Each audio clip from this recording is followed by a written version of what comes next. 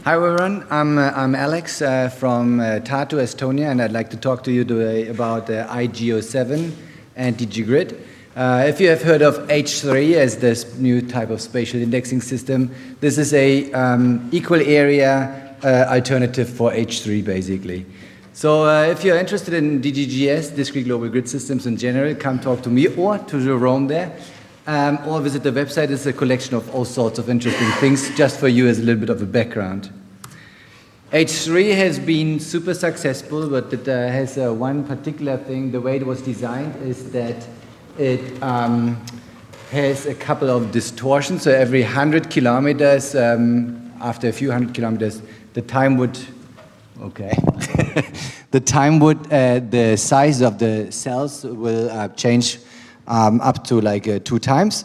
And so for anything that includes like things like densities or other spatial correctness statistics, you run into the danger of getting sort of biased results.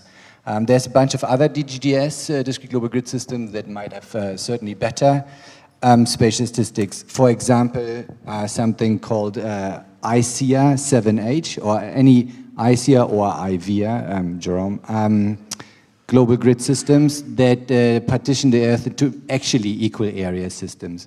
So IGEO7 plus the Z7 indexing system makes IGEO7. IGEO7 is easier to spell than DGGS, and it still has pretty hexagons that are equal area and make as a good basis for a global type of analysis.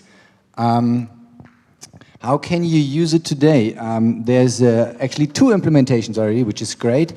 The classic one that comes from DGGRID, which is like a researchy tool. And then I've written a wrapper that has sort of somehow increasing popularity. And then recently, a new